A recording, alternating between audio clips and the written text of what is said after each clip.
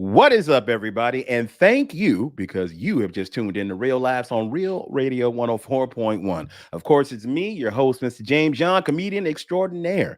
And we are your nightcap of comedy. That's right. If you guys are just getting off, we give you a couple chuckles before you make it to the house and you sit in that driveway an extra couple of minutes because you don't want to go see that family of yours. And if you're just going to work, man, we're going to give you the fuel that you need to get you through that night shift, baby. I am joined in virtual studio with some very funny comedians tonight, but not the usual suspects are here. That's right. Ken and Miguel are out today. I believe they got subpoenaed to actually testify for P. Diddy, but they'll be back tomorrow. Yeah, I am joined in virtual studio by a man you guys all know and love. He's not only a good friend of mine, not only a comedian and a lawyer, but he's the official sponsor of Real Lash. I'm talking about Jeff Kaufman from Kaufman and Lynn. These good people have been representing and winning for the good people of Orlando for 20 years. Jeff, how the hell you doing, brother? I'm upset. I'm Why are you upset upset? because when you go through those reels and the longer you hang out, the more they start tailoring stuff to you. Yes. So all I see is all the good food that I'm not eating. Every 20 seconds, it's like, Yep. the top 10 restaurants in Vegas.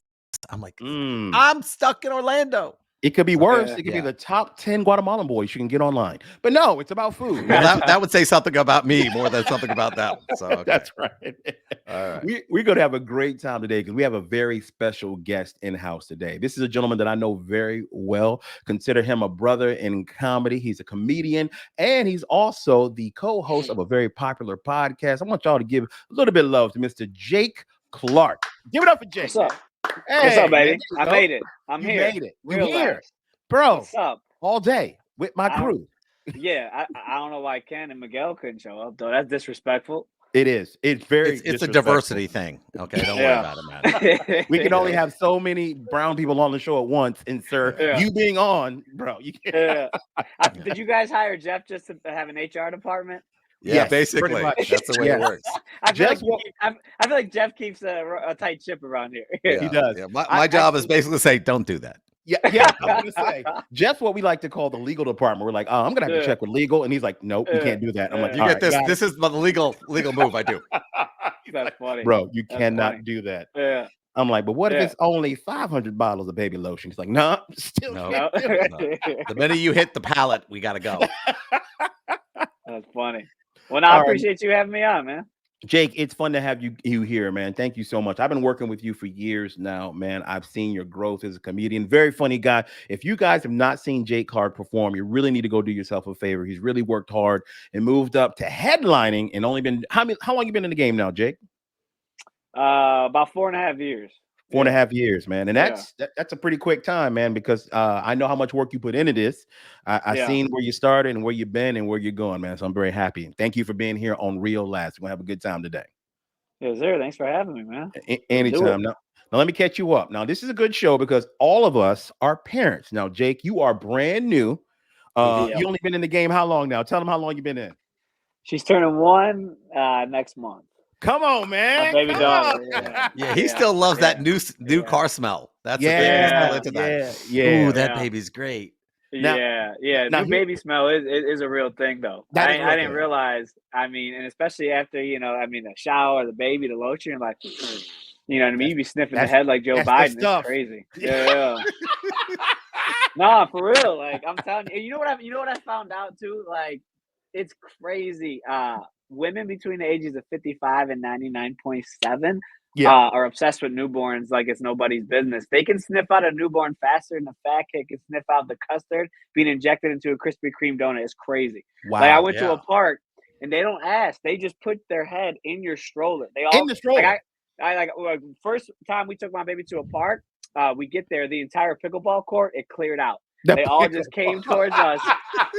And I'm telling you, and this is where I'm telling you right now, like they don't ask. And the one lady sniffed my baby's head like she was Joe Biden. I sniffed her right back. It smelled like icy hot and 2-day-old Depends. You understand? Like it was, it's you learn things as a new parent is what happened. I don't like people touching I wasn't big into people touching my kid. Facts. Yeah. I was always like, I was kind of like, well, what can I do to you?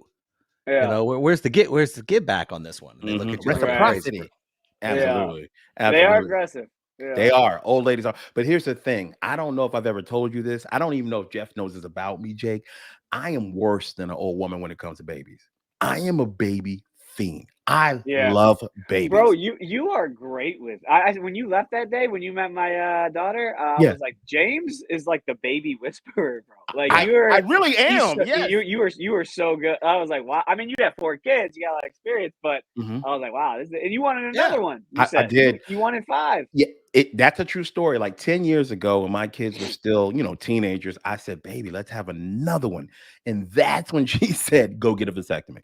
Like Right, she right, right, that's right, right, right, right. that's when she said, no, no, no, we're gonna shut this factory down. That's right, we're done. Yeah. This factory. It was like the Boar's Head factory in Jersey. We got E. coli breakout. No, we got to shut this down. We're done. That's so funny.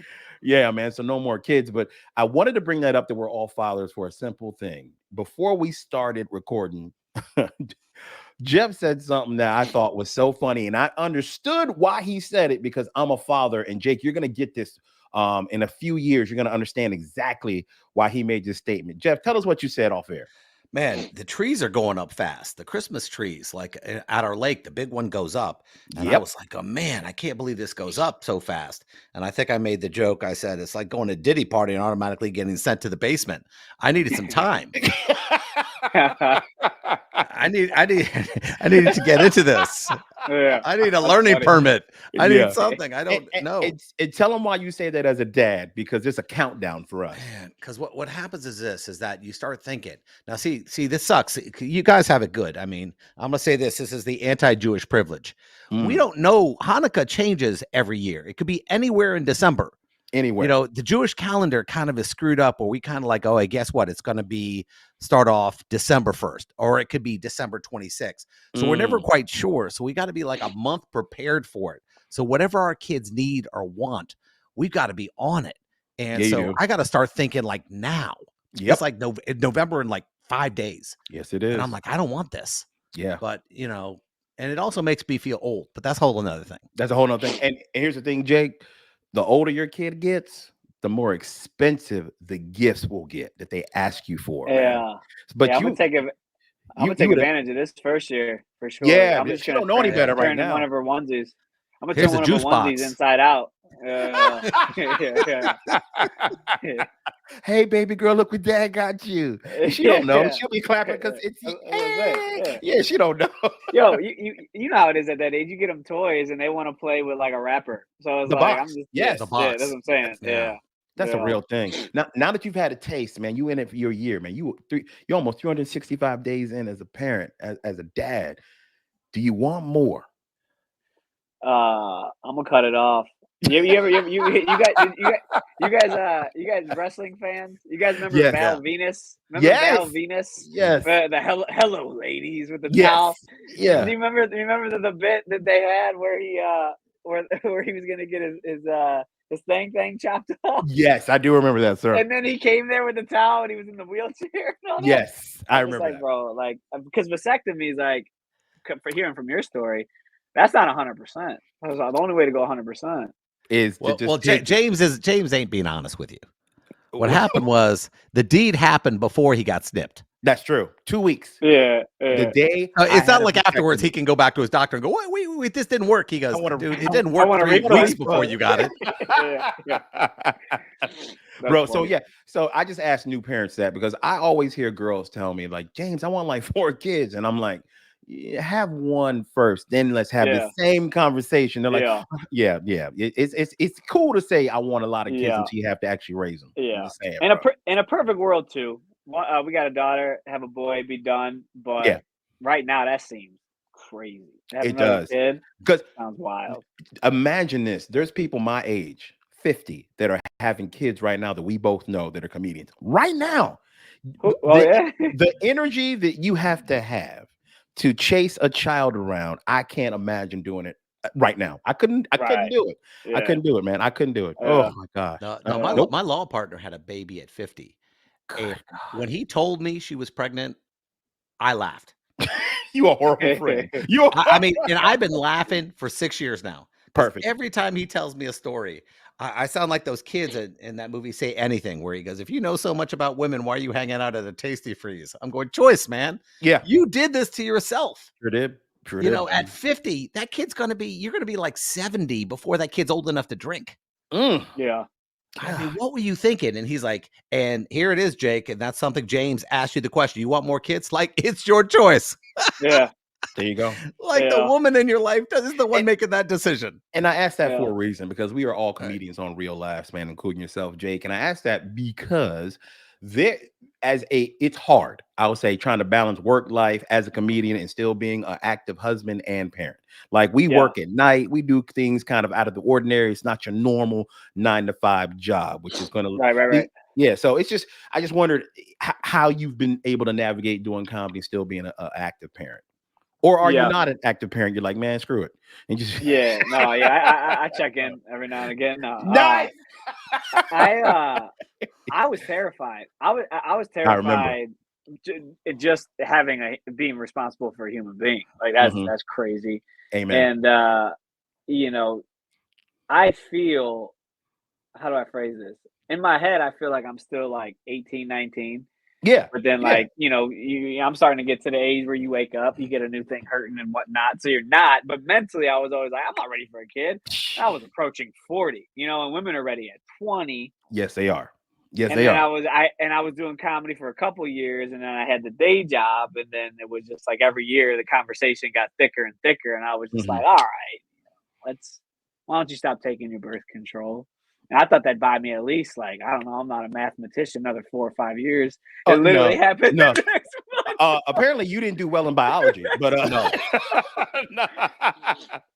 Man, this is just like, whoa, is this easy when you're trying? You just get in, you get out, 14 seconds later. It was crazy, dude. Bro. But it's a hard balance. I was out, but my wife is she's the absolute best.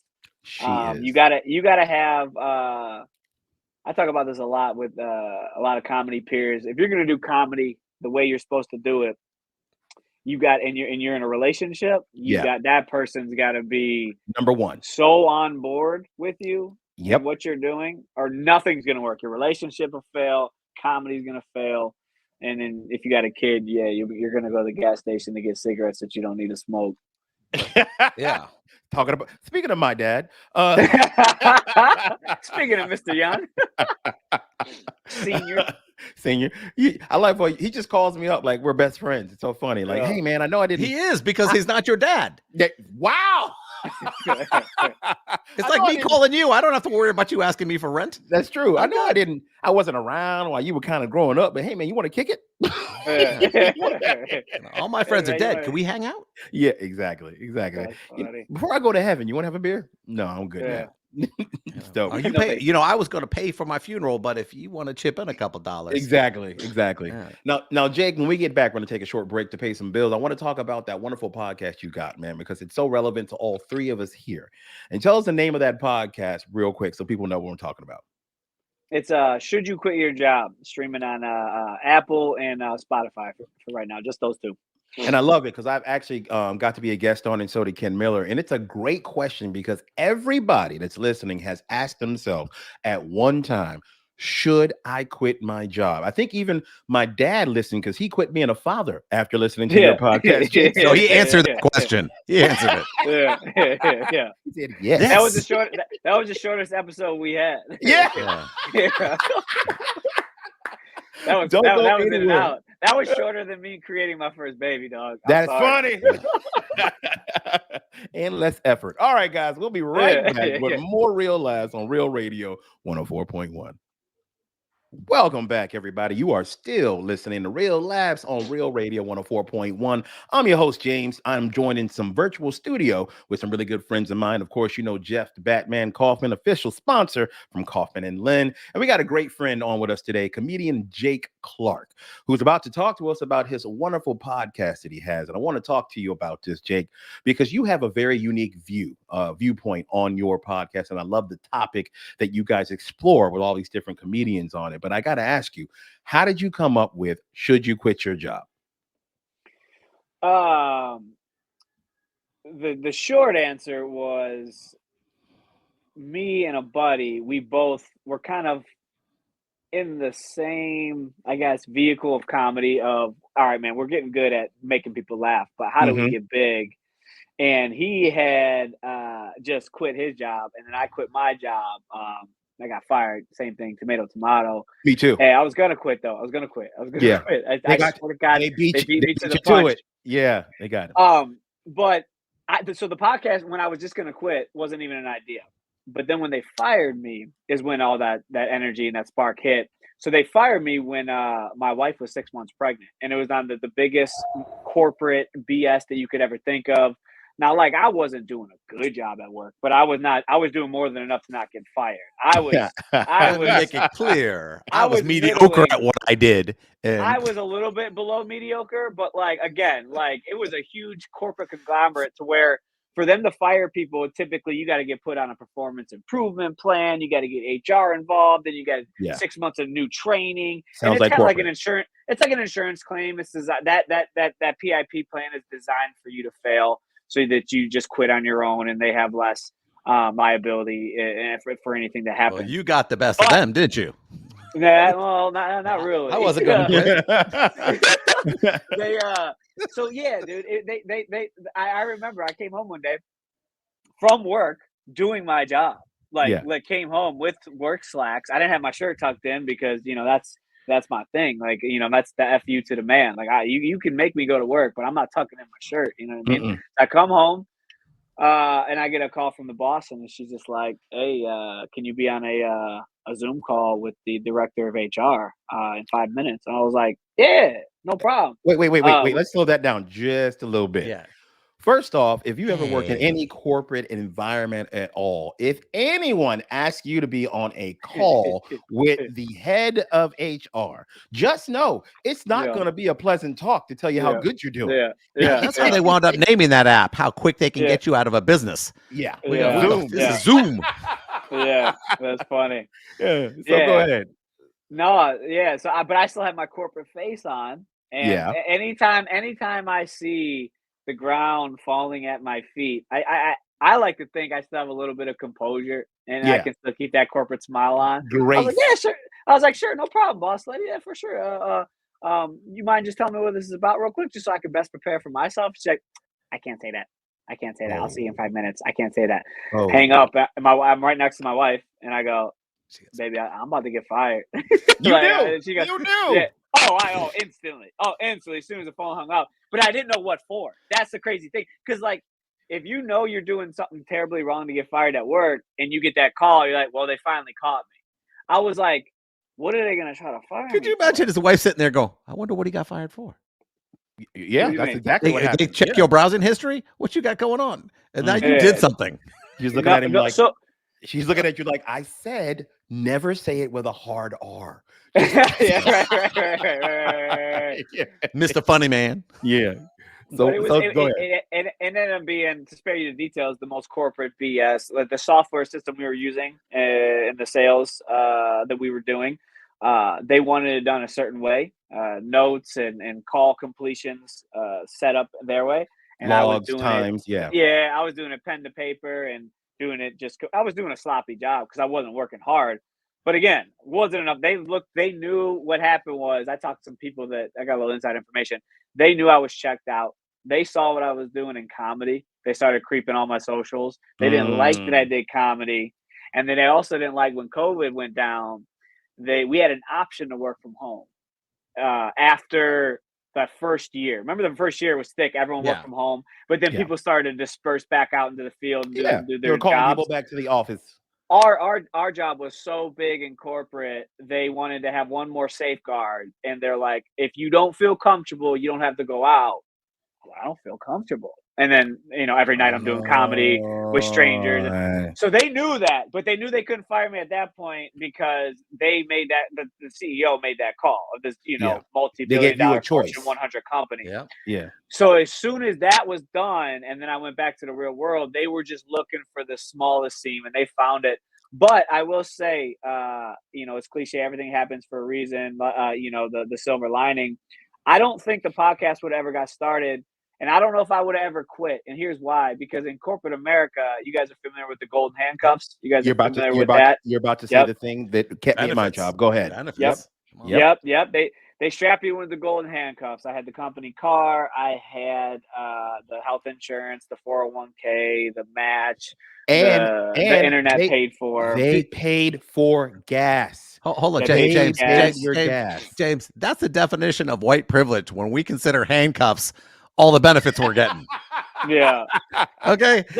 Because in a bad neighborhood, you go, what happened? Oh, I got a car and a 401k. That's not what my handcuff routine looked like. Yeah, mine did not look like that. I got gaffled.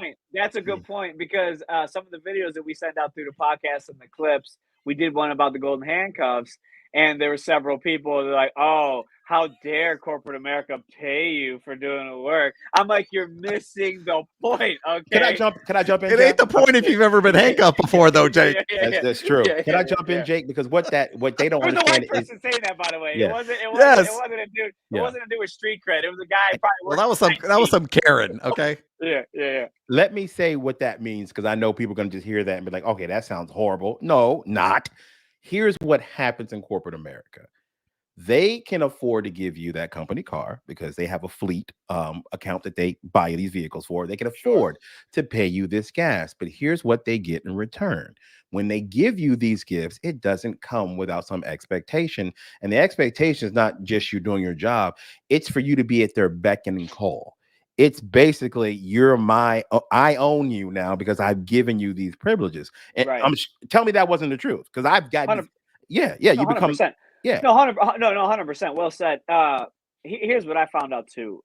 You don't realize, for the vast majority, I've talked to some people on my podcast, and believe it or not everyone hates their job. Me and my co-host, we were convinced that everyone was like us and everyone was going to come on and be like, but some people, they say they like their job. Even that, by the end of the episode, we typically find a lot of holes in how much they truly like their job. But what I found out, you don't find out how miserable you are, because you think you might have control over them. Like, I don't work that hard. I do just enough to not get fired. I'm collecting this check. But you don't understand how much control they have over you until you're out. And I'll give you an example. After I got fired and I was doing a podcast, 2 months in, I was running everything I said through a filter, a political filter, a work filter. Like, what if someone sees this? And that's like, just like an abusive relationship. How I always say, like 10 or 12 years of being through that, your mind is boxed. You change the way you think. Yeah. And especially when you're a comedian or any type of artist that wants to just truly, how do I be so authentic and give that out to the world? So, yeah, I mean, I say all that to say I'm happy I did get fired, because I don't know if this podcast would ever got birthed. And it's a great podcast. Yeah, it's great. It really is. I appreciate that. I appreciate you having on, and Jeff, we're gonna have to get you on. But yeah, no, it's we basically just talk about we give unsolicited terrible advice. No one should truly follow. But the goal, the pie in the sky of what it can be and what we want it to be, which is hard on the internet, by the way, because it's a positive podcast. Yeah, the internet, they push the negative stuff. Oh yeah. And what we want it to be is, I look up articles all the time. Like, there's over 70% of people just did a survey or are not content with their job, whether it's pay, boss, they don't connect with what they're hours, doing, making someone else they work with. Yeah, absolutely. Yeah, there's a lot of that going on. The whole idea and the concept of the show is, what do you love? What is something that you're currently doing, hopefully as a hobby, or something you never even tried that you have been putting off? Let's find out what that is. Let's target that. How do you do more of that and not just quit right away? Obviously, we're not idiots. You know what I mean? Build up a nest egg. No. But there are some people out there who do that. Yeah. Yeah. And sometimes that can work out, but the percentages are against you. So you might want to have a little bit of a plan, right? And that's where I try to add some of that to that. But yeah, I mean, everyone we've talked to, we've done over 25 episodes. They're either currently moonlighting their dream, or they have something that they've always wanted to do, but they're not doing full time. Can I give you some credit? I was on that show and you told me something and I did not believe it at this time. And this is where I give a lot of credit to millennials and Gen Z. You said, James, you're not completely happy what you're doing. Like we talked about this. And you said, what if you don't do that and you go full-time comedy? And I told you at the time you were crazy, right? And we Yeah, yeah, talked and you were like, man, what if you just do this a little bit more to make up that? I'm like, that would never work. Comes full circle. I lose that job. Um, and you were absolutely We right. didn't lose it. We know where it is. It's just not yours That's, anymore. that's true. That's true. That's true. That's true. Just So I left that. Whoops! I lost my job. I left that job. I don't know where that job went. I Like, saw Tight Mike sitting in your chair, so I know it's still wow. Oh, wow. He's gonna get me in so much trouble. Anyway, I want to give you credit because you gave me advice. Look, if you're not loving exactly what you do, what is stopping you from going to pursue that? And Yeah, I will tell you, and it's cliche to say it, just like you said, the best thing that happened to me was getting fired because I would have never pursued and got this other jobs that I do, and I actually enjoy every single one of them. I love them. I'm making decent money again, and I'm happy, and I don't have that pressure of walking into a building that I don't want to be in. That is the yeah, worst feeling as a human being, but dads have to do that because we're providers. yeah, Walking into a place that you know you're going to be miserable, you can't stand the people around yeah, you, but you still yeah. got to be there. The worst feeling in the world. So, man, kudos to you because if I wouldn't have got fired, I would have stayed there because I'm from that generation where we stayed at every job we got. We didn't leave. We just stayed Right. there. It's a trap. Yeah, So yeah. I 100%. love what you're doing out there because it works. Go follow your dream, people. I'm telling you, Yeah, it feels good to work for yourself. yeah. And what I found is a little bit of comfort can be the death to Yes. freedom. And that's Yes. what happens. You get a little bit comfortable. You know, not everything's right. You know, you're not Yeah. fulfilled, Oh, there's but you some. do have comfort. You got a decent couch. You Uh, got a nice, decent car. and, You go on decent yes, vacations. and there was some wrong things where I was like we Yeah, like Well, there was you had a yeah, different thing, but Jake, you're in a different. It's a different thing when you have a gift. When yes. there's something out there that's calling you to do something. This Hmm. yeah, isn't a hobby. This isn't, hey, listen, I like painting Warhammer figures and I'm going to run a Warhammer guild and I'm going to make a lot of money at Warhammer. Yeah. I mean, you had a gift. You go, listen, I want to do stand up and this is something that pays. And you were going, okay, eventually I'm going to quit eventually. And then they sent you on your way. They gave you that push. But a lot of people don't get that, there are bills to be paid. Like you're a dad. And I'm going to tell yeah. you, when you know you're a dad, you're going to start getting emails from the University of Florida asking if you want to prepay your college plan. Oh, really? Yeah, I he's hope, I right. hope that goes He's in my right. junk folder. Or Yeah. or we're in Florida, so you can prepay bail money now. So Oh, that's how there you you can go. do it. Just in So, case. yeah. So yeah, there are a lot of people who come to me and they're good. Like I also write comic books. So there are people who go, hey, I want to go into comic books full time. And I got to tell them, how much money do you need to make a month? And Yeah, that's a tough conversation to have with people. And they're Mm, going, yeah. well, my bills, I need about $10,000. I said, all right. So you're going to have to do A something that, month? he's just listen, there are throwing a number people out out there. there Yeah, who have this, man. yeah, Like absolutely. he's going out. My rent is 1,200. Like if you get No, a house it's at not It is bad. not. But I know where he lives. but No, it's not. yeah. No, I'm just thinking. I'm picturing 10 10K a month, and yeah. then they wanted to go do comic books, and they've never done it before. That's a quick transition. Same Well, thing with a lot comedy. of people a lot of people think that. I mean, you and I, we go out there, and I would say 80% of the people I see don't work on their craft. They do the same 5 minutes for a whole year, and they haven't changed that 5 minutes. They haven't worked on it. They haven't even thought about it. They want to be a headliner, but they don't. They don't want to do the work that goes into it. And there's a big difference between you, who is at night, you 4.5 years, you're out there killing it, trying Yes. to get to the next level while you're still working full time. Yeah, That means you have the ability to fight for what you want. right. Yes, you And, did. that's why when some people say to me, hey, I want to write comics, because that's, well, have you written anything? Well, no, but I got a bunch of ideas. Yeah, Mm, you got to have a plan. You got to learn to execute, and you're going to And you have to got be to have the self-disciplined. energy and belief and to fight for something. And I mean, 13-hour days, 15-hour days if you need yeah, it.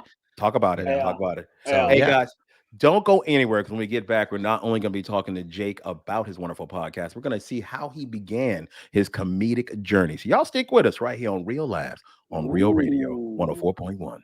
Everybody, you are still listening to Real Laughs on Real Radio 104.1. I'm your host, Mr. James John. I'm joined in virtual studio with my partner in crime, Mr. Jeff Batman Kaufman, and special guest, Mr. Jake Klark from the Should I Quit My Job podcast. Now, I wanted to talk to you about this, Jake, because we just talked about how it began and your entry into it. And you probably would not have done it if you didn't quit your job or get fired, potato, potato. But I wanted to talk about your comedy career. Bro, I got fired, but I still say I quit, son. I quit in reverse. They just didn't.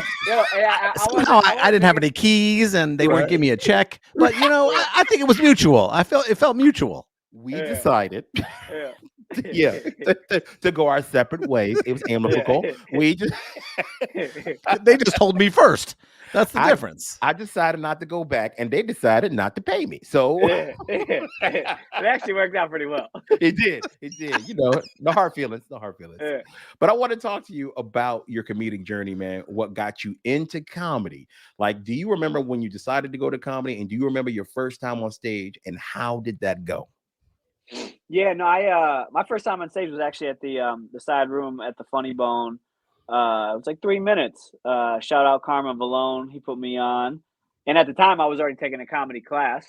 Okay. That corporate America and me. Were you taking Carmen's class? Because that is a corporate approach to learning to do something. You're like, okay, 100%. If I want to be a carpenter, there has to be classes out there I can take to learn carpentry. And you would go to a class. I saw the Facebook ad. Yeah, that's how I got it. That's it. Yeah. So you went to Carmen's class, correct? No, I took his after. I actually took 2 classes. That's that extra corporate of me. I took Ali's and then I took Carmen's. But yeah, what got me into comedy was it was like 3 things that hit at once. I was on a bachelor party with a bunch of dudes, and we were doing bachelor party activities, and I was tearing it up. I was on fire. I don't even remember what I was saying. You were making people laugh. Yeah, they were telling you, bro, you are so funny, bro. You're funny, man. The cliche, you're funny, you should do stand up. But that wasn't it. That was 1. 2, at the time I was doing presentations at work, and they're so boring. So I would add little corporate stupid jokes. You got that little laugh in front of 50 people. Yeah. It was actually a big laugh because no one else would do it. They would just do nah, nah, nah, nah, nah. And so I was like, "Ooh, that felt nice." Third thing was I remember listening to a podcast. I think it was Tom Pop-Up. He's talking about how he walked through the casino before he's going to do a big theater show. And he saw all these people at the craps tables, the blackjack tables, looking for that rush, looking for that adrenaline. And myself, I'm a big gambler, and I got that. I get the twitch. Okay. Oh no! I know real? Yeah. I knew what he was talking about. Yeah. Let's just say Vegas is holding $20,000 of mine right now. He's paying their electric bill. I know. Yeah, they're gonna give it. Yeah. They're gonna give it back though. I'm gonna get it back. Circus gonna name a wing after him. Hey, let me tell you something. Losing money in Vegas is like breaking up with that girl. That girl breaking up with you. She's gonna come back. No, she ain't. Yeah. Well, they knew I had the players card in, and I was sitting at the $100 minimum blackjack tables, drinking the finest Johnny. Ooh, and I lost so much money, but at least it was connected digitally. Because I feel like we're equal because they sent me on so many trips because I was a fish for them. And then I turned my mindset around and I ain't lose. So I went to the Bahamas. I went to Atlantic City. I went to New Orleans. Anywhere there was a Harrah's, all like on their dime. And I actually won a couple bucks. So I'm not dead even, but I feel a little better about it. Anyways, he don't pay the resort fee. That's what he's happy about. If that was it, that'd be sad. That's like being happy that your girlfriend cheated and didn't give you the herp. Like there's a upside. Yes. That is a plus. She cheated and he ain't moving in. That's what that is. I ain't paying child support. Yeah, that's great. That's so funny. But I was listening to him, and he was talking about walking by and seeing all these degenerates chasing the high and the rush. And he says, "I feel so bad for these people, not in a looking down on them way, because he said they're chasing that rush, they're chasing that high, but they'll never be able to experience the high that I get every time I'm on stage." So that all happened within a week. Those 3 stories I just told you. Hey, you're funny, do comedy. Jokes on a company corporate presentation and that podcast I heard, and that's what got me to do the class. And bro, as soon as I got on stage for the first time, it was instantly, I know this is what I'm supposed to do for the rest of my life. How do I get there? And then I just started burning the, you saw me, man, burning the candlestick at both ends. I was waking up every day 5 a.m. for the job, and I was getting home every day at 11 from the show, And you were and just putting made it in work. work because you were going to a multiple open mics after Yeah, work and getting reps in. And I saw you develop your stage presence. You yeah. found your voice early, which is if you're Well, I in want to give stand you up, your flowers too, because you let me ride with you, I and getting that stage time that early and having someone believe in you, because clearly a year in, you're not a good comic yet. But if someone sees that potential and that yes, raw ability, which you did, and I yes, appreciate that, no I worries. wouldn't have got that extra show stage time. And some people get stuck in that open mic circuit you were just referring to, Yes. because if you can't get out of that open mic circuit in the first year or two, it gets a lot harder, because then you Amen. just start being connected to that community. And to me, there's nothing wrong with the community, but that ain't for me, bro. Waiting No, on a you list of want to 30 perform for people people. who pay. Yeah, yeah, I mean, you want to yeah, go. The hardest thing I think about open mic is I've only had to do it a couple times, and I hated it each time because the people are there. They're not there to support you. They're there going, okay, I'm up in 5 minutes. And, a yeah, lot of them aren't, and the jokes they laugh at are the ones that a full audience might not laugh at either. sure. I think open mic is for you to test drive your stuff, being comfortable with that routine. You've done it once in front of people, not because that's the reaction you're going to get. Yeah, Because James, you and I both know some of the jokes that we hear, they're the meanest jokes in the world. We laugh because they're just awful. We're dark individuals yeah, inside, yeah, Yes. but that's not going to work with it's not going to work well in a club scene. Like sure. people are going to be like, "Ooh, that's really Yeah, mean." It's not going to get I laughs. mean, we just hosted, what was it? Florida's Funniest. Well, that's funny is that the Funny Bone, Orlando Funny Bone, and we saw a guy do really dark material that we Ooh. laughed at, but he didn't do But well we in the knew he room. wasn't going anywhere. James and I Yeah, were yeah, hurting. It was so but it bad. was It was just funny. yeah, mean as hell, and we were yeah. But dying. But we go, he ain't But going yeah, there. it's not gonna do well in front of that. Right. But I love the fact, and thank you for your flowers, and I gotta pay it forward too. So there was somebody who helped me the same way when I came up, so I wanted to definitely pass that on, and that was Dean Napolitano. He saw Yeah, something in me and Dean. took me on the road, the king. So man, so when you get the opportunity, you do the same, and you already are. You're trying to help yeah, as many people as you can. But so sure. you started your journey, you worked your butt off. I've seen you progress, and you found your voice early, which is one of the most important things I was going to say as a comedian. Finding your voice. Basically, that means who you are on stage. Yep. It comes through. Like when you see Bill Burr, you know exactly who Bill Burr is. He's going to be a no Right. nonsense guy to tell you the things that you're afraid to say. That's a Bill Sure. Burr. Like you found who Yeah, you were and whatnot. yeah, So it's going well for you, my friend. You're already headlining. Congratulations on that. But I wanted to talk about the podcast because you have some amazing clips that you get to share with people. And I wanted to yeah. know, as you're interviewing all these comedians talking about their jobs, what's the one thing that popped out that may have surprised you before you started this journey on this podcast about people and their work relations? Well, I alluded to it earlier about, we legitimately thought pretty much 90% of people hated their job, Hated their job. or at least didn't like it. They were there because, yeah, maybe they didn't mind it because it was a little bit better job than another job, Yeah. but they Yeah. didn't truly love it. But we had a handful of people that said they did, but what we've because we me and my co-host Nick, we always break down after each guest what we talk about. We think a lot of people are kind of lying to themselves Yes. because they're Yes. scared to take I the don't even leap. No, I don't know. I don't think it's fear. I don't think they're Fear. lying to themselves for that Go reason. ahead. I No, think me they either. lie to themselves because Disney has a rule.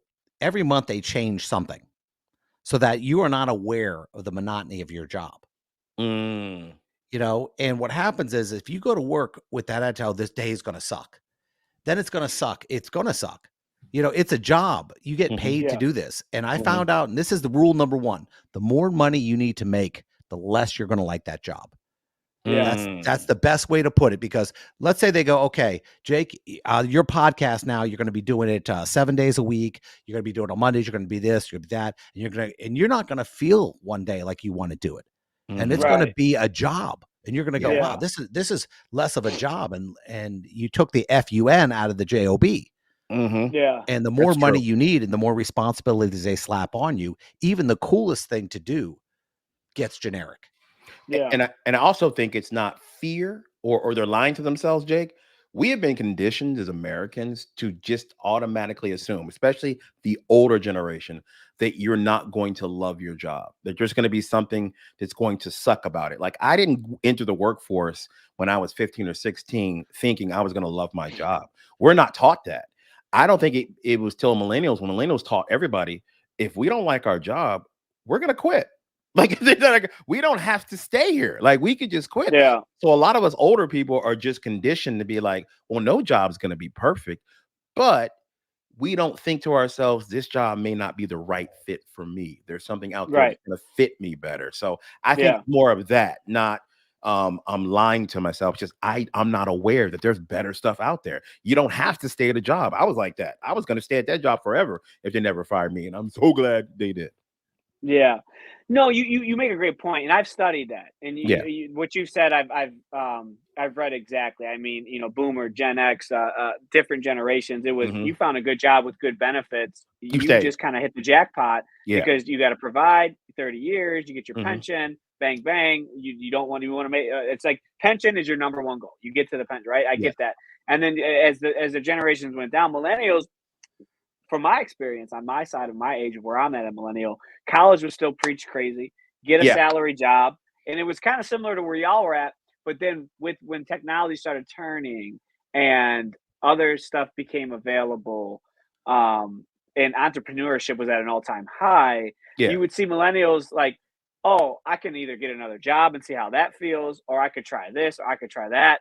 But Gen Z is the first generation from what I'm seeing. They're Hmm. instantly like, oh, you want me to go work 60 Yeah. hours a week to make 60 grand, 50 grand, maybe right out of college when I can make that in a month to watch streaming video games or starting a YouTube Yep. channel or Yep. whatever the case may be. Now, granted, the statistics on making it on being a streamer or YouTuber are probably, Influencer.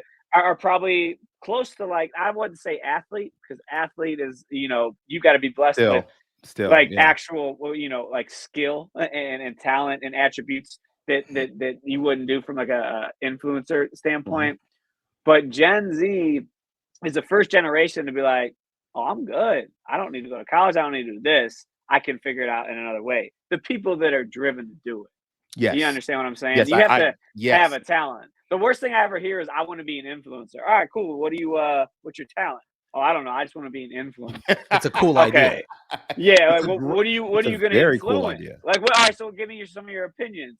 Man, I don't know. You know what I mean? It's like that now that is a completely different Yeah, that's different. that Yeah. those aren't the people I'm highlighting. But No. some of these Gen Z cats, bro, we had a kid on our podcast. He got kicked out of the military. Because he was on a podcast, his own podcast. It was a comedy Yes. podcast, and he was Yes. just expressing his opinions about some political Yeah. opinions. Yeah. And Don't do that. Yeah. yeah, I yeah. knew you were gonna say that, Jeff. So the Gen Z in him didn't realize that, which is funny. Yeah. But the moral of that story is he's making $10,000 a month right now, making YouTube videos. You understand what Wow. I'm saying? And Wow. like, so it's just like the opportunities out there, and it doesn't have to be just YouTube or social media or influencer or comedian, or you Yeah. want to be in a band or magician or whatever your art is. There's just I have a theory. I talk about this often. If you just put forth half of what a work week is, 40 hours, and it's never 40, it's usually 50 with Yeah. commute and overtime, whatever. You Amen. put just 20 hours a week, dedicated, focused time into what you're trying to accomplish. You want to be a lawyer, you want to be a radio host, you want to be a Mhm. comedian, whatever it is. 20 dedicated hours where you're not, on your phone watching Netflix, being distracted, like 20 hours that were the way that corporate America wants you to work. In 5 or 10 years, your ceiling is so much higher and you're making so much more money than you would be in the corporate America, because the vast majority of corporate America is entry level. Like there's a few people that climb the ladder, and those people, can you imagine your only stories when you're 65, 70 years old to your grandchildren are, I got a promotion. Oh, look at this great training I developed. You know what I mean? And to me, I couldn't do that. I just couldn't Yeah. do that. You didn't want it's Yeah. not the path you wanted, but I do Yeah. agree with that. It's the work you put in. It's the same like we'll apply that to comedy real quick before we have to go here. Put in 20 hours of real work a week extra. towards comedy and see where you at. Because I believe you did that same thing, Jake, and look where you're at, brother. Yeah. Yeah. It's amazing, brother. Thank you. But it's a lot. There's things that happen to you. You know, the one thing about it's cool being able to quit your job or the army. I was in the army, so there was no quitting for me back then. It was a lot harder to get out. But you got a kid now, and responsibilities start kicking in. Amen. And people always ask me, they go, Jeff, we love your comic books. Why did you ever blow that up? I said, well, to blow that up, I would have had to go to California for 6 months and fight for these projects. And the fact is this, I couldn't give up 6 months of income with a special needs child. Amen. To be able to go do that. And everyone looks at me, they go, well, how many hours you work a day? I said, I don't know, 12 to 14 maybe. And they look at that and they're like, they lose their mind when you tell them something like that. Because they think everything's easy. No, man, it's hard work out here, man. It's crazy. But I want to say this, man. Thank you, Jake, for being on the show today, man. Definitely people need to go out there and support his podcast and his comedy. So, Jake, before you go, brother, will you please tell them one more time the name of your podcast and where they can find you on social media, brother? So that is Should You Quit Your Job? You can find that on Spotify. Let me plug this in. I don't want to lose y'all at the last second. That's why I took off. He was like that 3-year-old running around with the phone. Yeah. Remember that? You got my phone? Yeah. We're doing we just turned this radio show into a little bit of reality, baby. There you go. Yeah, you can find it. Just type in "Should You Quit Your Job" on Spotify or Apple. We're gonna get them all the other platforms, but Apple and Spotify are the two big ones, anyways. Yeah. It's a good listen. My vision is I want millions of people when they're, when you jump onto the highway and there's 17 different highways merging at the same time, and you're on the back end and you can see it all getting congested. And you get that anxiety and you just see the rat race in front of you where you're already late for work and you spilled coffee in your car and you hate your boss. My dream is everyone's listening to our podcast on that drive in traffic and they're like, you know what? Fuck it. I'm gonna do it. I said that for it. Bleep that out. I'm gonna bleep that out. Yeah, you're gonna sponsors. That wasn't James or Jeff's fault. That was Jake's fault. Oh, you don't realize I'm still writing that check. Yeah. He goes. But Jake, I actually have a good idea. I've been listening to you for about 45, and I got a good idea. And I think this is where you take it to the next level. We create a procedure. If you really want to leave that job and you really want to go into something else, this is what you should start doing. Let's start the journal going. Let's start the plan going. Let's see if you're putting money away. Let's see if you want to work those 2-3 hours after work, exactly like an actor does. And we create a procedure for somebody, and they'll know at the end of it whether they really want this or not, or whether it was a great idea. I like that. And you can write the book and we can do the workbook, and you're going to, okay, this is a 6-month thing. And 6 months from now, you're going to be ready to do this. And then they'll know within the first week, you'll lose 85% within the first 2 weeks. And then they'll go, all right, we're cool. We get it. And then the other ones, they're Elon Musk. Yeah. I want to thank you so much for being on the show one more time, Jay Klark. You told them where they can actually find you on social media, and you told them they should listen to the podcast and where that is. Where are you working this weekend so they can come out and support your stand-up comedy? This weekend I'm at Laugh Out Lounge. I'll be back there in January headlining. It's my second time headlining there. It's a hidden gem. It's one of the best clubs in Florida. Mike Lee is a killer. I love that place. Yeah. It's one of the best in my opinion. It's jammed in, no distractions, just straight raw humor. Follow me on Instagram or Facebook or TikTok. It's just Jake, Jake, but then Klark. Definitely look me up, follow me, send me a message, and I'll try to get you some tickets. But I appreciate y'all having me on. I like your idea, Jeff. I really do. And I think a lot of people will read that and they'll see the work already and be like, I'm good. But that is the key. Have a plan, kids. Have a plan before you leap. split. But also know it's cliche. You only get one life. So you don't want to live that life making someone else rich or being miserable, because you're spending a third of your life at work. You better like it. Amen. Yeah. Real quick, Jeff, tell us where you're going to be this weekend. Tell us what you're going to be doing on Saturday, sir. Oh, this week we do Under Oath, which is on Saturday on 104.1, simulcast on 96.9. And I'm also hosting Beer Fest down in Orlando. Woo! And then Sunday I'm running a half marathon at Disney. Oh God. What's Beer Fest? It's Orlando Weekly. Orlando Weekly. Beer Festa running a marathon. Oh, you know what my hours are. I'm going to do it.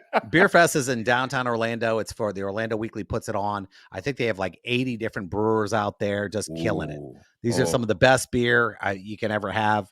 It's a lot of fun. And I think it's like 3-4 hours. Uber over there, Uber out, and have a great time. Real quick, do we have 1 minute? I have a story. Okay, go ahead. Hit me with it. Well, you mentioned a half marathon at Disney? Yeah. Yeah. I ran that, Jeff, and I didn't train. I was one of those idiots, one of those Mickey Mantle gene type guys. But I did really well because I'm competitive and I'm stupid. By the end of it, I was so cramped up. As soon as I hit the finish line, I was cramped up. I couldn't move. And they're like, I'm in the way of people getting their little bananas and their Cliff Bars and stuff. Yeah. And then they're like, "Sir, you got to move." And I'm like, I can't. And they're like, "Oh, do you need a wheelchair?" And then I was like, I mean, I think I can, but I was like, you know what? Bring the wheelchair. So they put me in a wheelchair, and they took me over to this little medical tent, and they have just like the biggest tubes of icy hot and a bunch of people, paramedics, to just massage you and make you feel better. I was like, every time I do any type of marathon or 5K, I'm doing the same excuse, and I'm going to that tent and I'm getting my free massage at the end of it. So that's my advice to you, Jeff. No matter how you feel at the end of it. I don't know. I'm heading to the icy hot. Yep. I don't know if that was a medical tent or a P. Diddy party. Like that sounded weird. Hey, I go there when I don't even run. That's I know, what I right? do. Just show up. That's my move. Sir, why are you wearing assless chaps? You know why. On that note, guys, thank you so much for listening to Real Lives right here. I want to thank my co-host, Mr. Jeff Batman Coffin. I want to thank special guest Jake Clark. Now tell them what they need to do, Jeff. Good night. Take your ass to bed. We out.